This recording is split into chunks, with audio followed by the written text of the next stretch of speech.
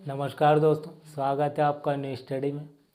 दोस्तों, इतिहास चल रहा है हमारा, इतिहास मॉडर्न हिस्ट्री आधुनिक भारत। आधुनिक भारत में दोस्तों आज हम देखने वाले हैं सामाजिक धार्मिक सुर आंदोलन जो चल रहा है हमारा। तो हम सीरियल वाइज काफ़ी जो समाज सेवी है उनके बारे में पढ़ चुके। अगर दोस्तों आपने नहीं पढ़ा है तो मैं रिक्वेस्ट करूँगा कि आप नीचे पीले कलर में येलो कलर में एक सिंबल है एनएस लिखा है, उस पर आप क्लिक करेंगे या उस न्यू स्टडी लिखा है वहाँ पर भी क्लिक करेंगे तो आपको प्लेलिस्ट मिल जाएगी। वहाँ से आप प्राचीन भारत, मध्यकालीन भारत, आधुनिक भारत, किसी को भी देश का जो इतिहास है पिछड़ा जो बीत गया है उसको समझना चाहते हैं तो वहाँ से आप समझ सकते हैं। और दोस्तों सामाजिक धार्मिक सुधार आंदोलन की जो सीरीज चल रही है जिसमें हम समाज सेवी के बारे में पढ़ चुके हैं, जैसे कि स्वामी विवेकानंद और उनका रामकृष्ण मिशन, स्वामी दयानंद सरस्वती और उनका आर्य समाज, और राजा राम मोहन राय और उनका ब्रह्म समाज। दोस्तों अगर आपको समझना है इनके बारे में, क्या इनकी आइडियोलॉजी थी, क्या इन्होंने देश के लिए क्या है और समाज को कैसे जगाया और इनका बैकग्राउंड क्या था, तो दोस्तों आप उनको आसानी से देख सकते हैं। ठीक है, और आपको इनके बारे में काफ़ी सी जानकारी हो जाएगी। दोस्तों उसके बाद में हमारा जो चल रहा है, हम सामाजिक धार्मिक सुर आंदोलन की इस कड़ी को आगे बढ़ाते हुए हम डॉक्टर बी आर अम्बेडकर को देखेंगे। लेकिन दोस्तों डॉक्टर बी आर अम्बेडकर को देखने से पहले हमको उनके पहले जो आए थे ज्योतिराव फूले के बारे में हम देखेंगे। ज्योतिराव फूले और उनकी पत्नी सावित्रीबाई फूले के बारे में। ठीक है दोस्तों, तो देखिए इनको देखने से पहले मैं रिक्वेस्ट करूंगा कि आप जो मैंने एक इससे पहले जो वीडियो बनाया हुआ है जिसमें भारत की जो वर्ण व्यवस्था है, भारत की जो समाज की जो स्थिति है, किस प्रकार देश जातियों में बढ़ता है और जो वर्ण व्यवस्था हम देखते हैं ब्राह्मण, क्षत्रिय, वैश्य और शूद्र, और किस तरह फिर एक दूसरे में छुआछूत की भावना शुरू होती है और एक दूसरे को श्रेष्ठ दिखाने लगते हैं।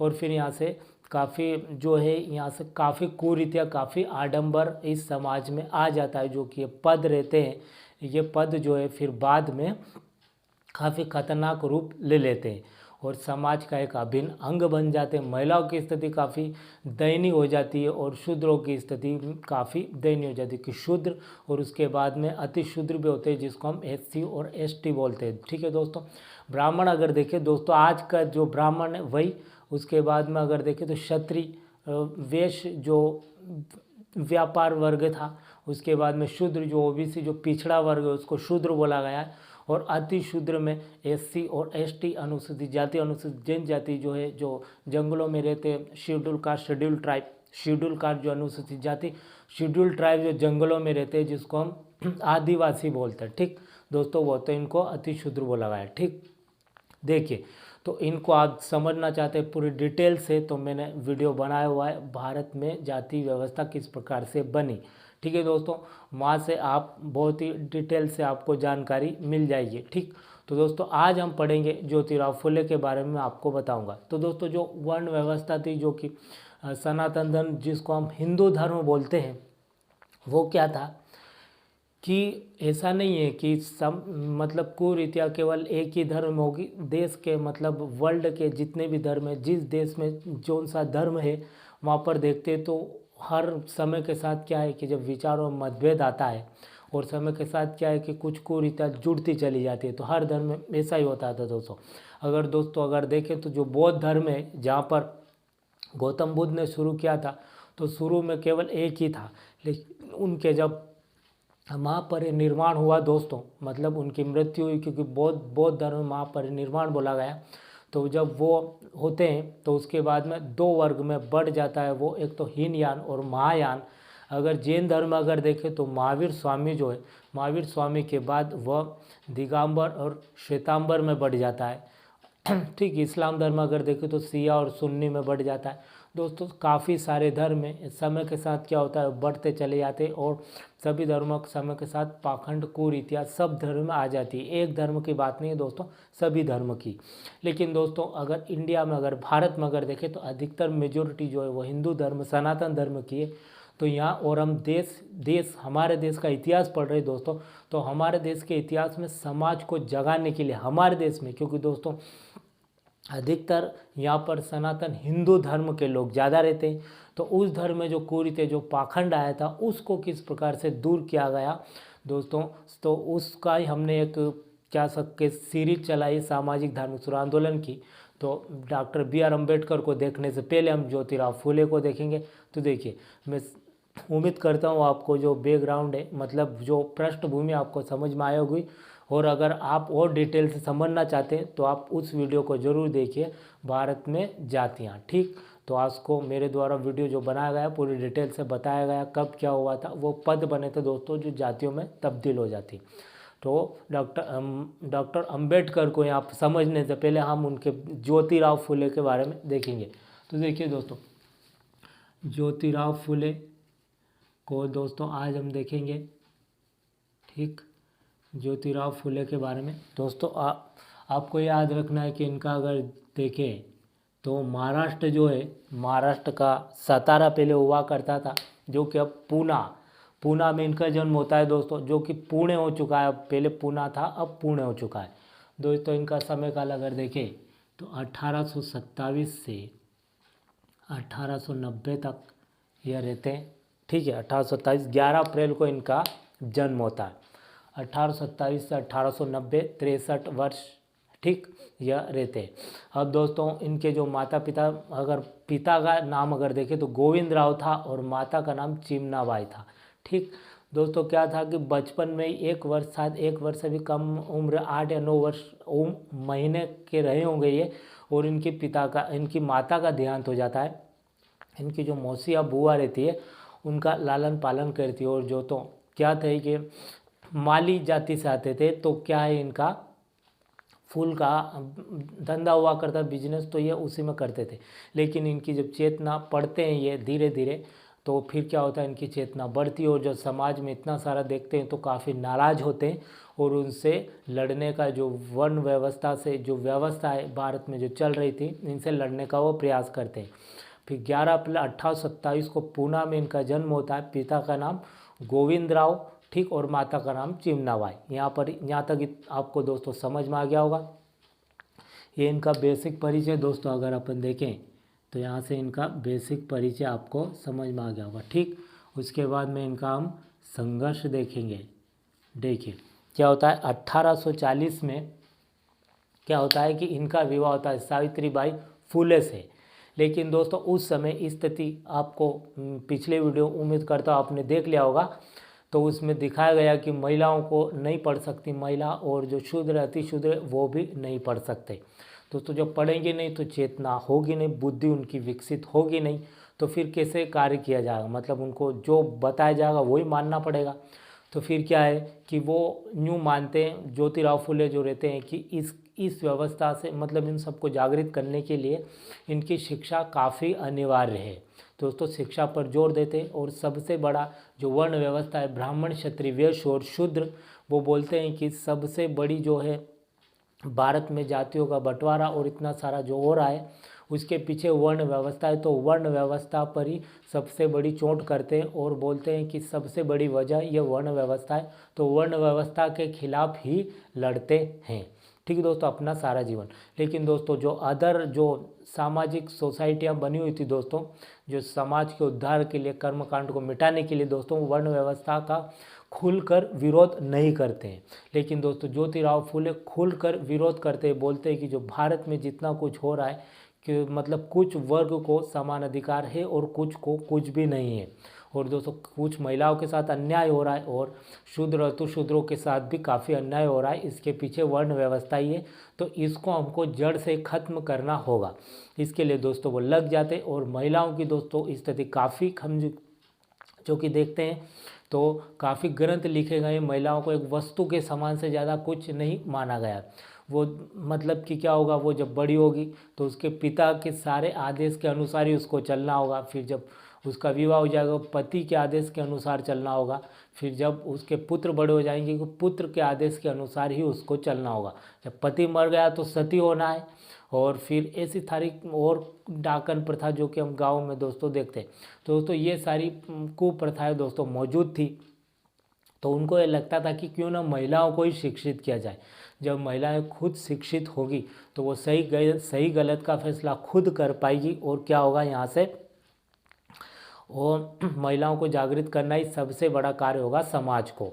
तो वो 1800 अपनी पत्नी जो रहती है दोस्तों, जिनसे उनका विवाह होता है 1840 में, सावित्रीबाई फुले से पहले ज्योतिराव फुले सावित्रीबाई फुले को पढ़ाते हैं, फिर उनको ज्ञान अर्जित करवाते हैं, और फिर 1848 में सतारा में दोस्तों, जो कि पेशवाओं की जो राजधानी हुआ करती थी महाराष्ट्र में, सतारा एक जिला है जो कि अभी भी, सतारा में क्या होता है कि वहाँ पर वह पहला स्कूल खोलते हैं महिलाओं के लिए, मतलब बालिकाओं के लिए। दोस्तों आपको याद रखना है, लड़कियों के लिए पहला जो स्कूल खोला गया था पूरे भारत में, क्योंकि दोस्तों ये मान ही लिया गया था कि लड़की नहीं पढ़ेगी, लड़की तो पढ़ ही नहीं सकती, लड़की कैसे पढ़ सकती है, तो अन्याय है।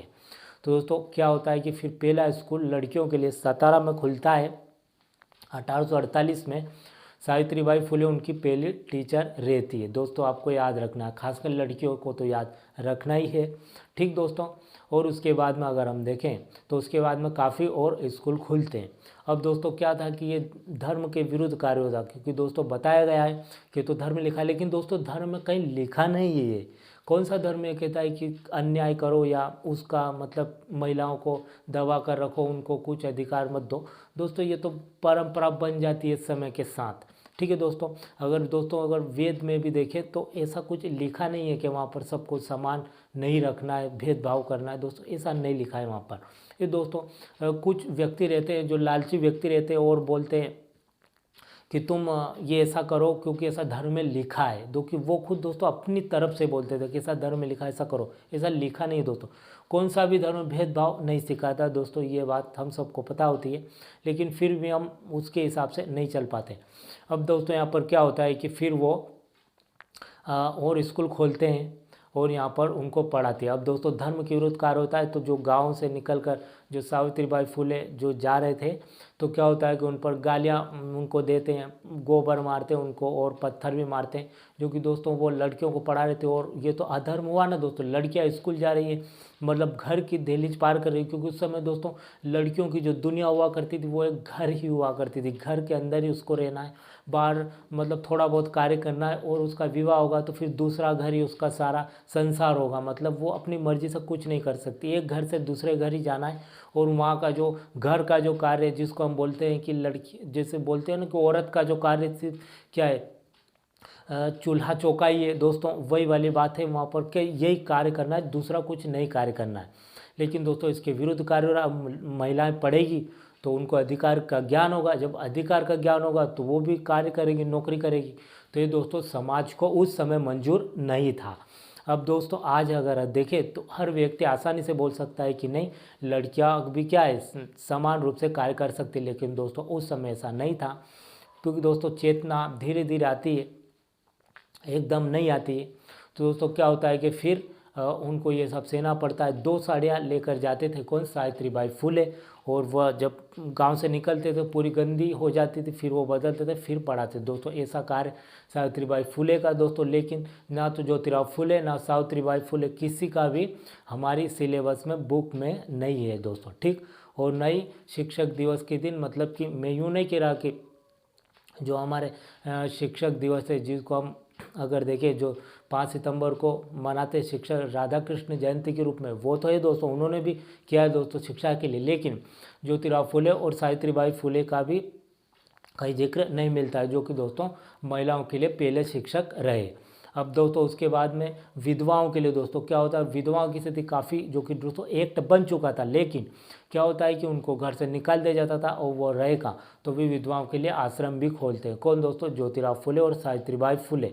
अब दोस्तों उन समय जो इनकी जो आइडियोलॉजी थी, जिस समय उस समय दोस्तों समाज को ये लोग पागल लग रहे थे, और दोस्तों किसी भी समय इनको कोई मार सकता था, और समय एक दोस्तों ऐसा हादसा भी होता है कि इनको कुछ लोग मारने के लिए भी आते हैं, क्योंकि दोस्तों उस समय सिर्फ इनको पता था कि हम क्या करें, महिलाओं को शिक्षित कर रहे हैं। लेकिन दोस्तों समाज को तो ऐसा लग रहा था कि समाज के विरुद्ध कार्य कर रहे हैं, ये धर्म के विरुद्ध कार्य कर रहे हैं। तो दोस्तों इनको जानलेवा इन पर हमला भी होता है, और जो हमला करते हैं ये ज्योतिराव फुले उनको बोलते हैं कि ठीक है तुम मुझे मारने आए हो, तो जो जिसने भी तुमको भेजा है तो मैं तुम्हारे और तुम्हारे पैसे के बीच में नहीं आऊँगा, लेकिन मैंने तुम्हारे बच्चों को और जो शूद्र वर्ग के बच्चों को पढ़ाने का प्रण लिया है, उनकी बालिकाओं को, और हम वो कार्य बंद नहीं करेंगे। तो वो जो मारने आए थे वो पिघल जाते हैं और वह फिर माफ़ी मांगते हैं। ठीक है दोस्तों, तो ज्योतिराव फुले फिर अपना कार्य आगे करते रहते हैं। अब अपना कार्य सावित्रीबाई फुले के साथ काफ़ी समय तक करते हैं दोस्तों वह, और 1873 में काफ़ी दोस्तों संगठन बनाते, शतक शोधक समाज की स्थापना करते, एक संगठन बनाते हैं और मई से महिलाओं को, लोगों को जागृत करना शुरू करते हैं।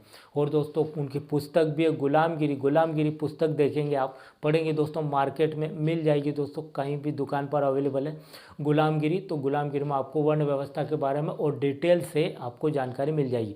बहुत सारी दोस्तों जो कि ज्योतिराव फुले ने पुस्तक लिखी है, लेकिन वो इतनी इम्पोर्टेंट नहीं है, गुलामगिरी ज़्यादा इम्पोर्टेंट है। और 1888 में दोस्तों उनका स्वास्थ्य बिगड़ने लगता है और 1890 में उनकी मृत्यु हो जाती है। ठीक है दोस्तों, तो ज्योतिराव फुले के बारे में दोस्तों देखा हमने, छोटा सा परिचय उनके बारे में और सावित्रीबाई फुले के बारे में। अगले वीडियो में हम जो कि देखेंगे डॉक्टर बी आर अम्बेडकर का बचपन। ठीक दोस्तों, तो वो डॉक्टर बी आर अम्बेडकर है, वो हम 3 पार्ट में देखेंगे। ठीक, एक पार्ट में उनका पारिवारिक जीवन, उनका बचपन, शिक्षा, उनके पुत्र, ठीक ये देखेंगे। दूसरा फिर उनका संघर्ष देखेंगे और तीसरा उनका मूल्यांकन करेंगे कि एक्चुअली में देश के हित में क्या क्या कार्य कर पाए वो। ठीक है दोस्तों, तो उम्मीद करता हूँ आपको समझ में आया होगा ज्योतिराव फुले और सावित्रीबाई फुले के बारे में। इनके योगदान को आप, उम्मीद करता हूँ, याद रखेंगे और ख़ासकर लड़कियों को तो रखना ही चाहिए। ठीक है दोस्तों, आज के लिए इतना ही। Thank you.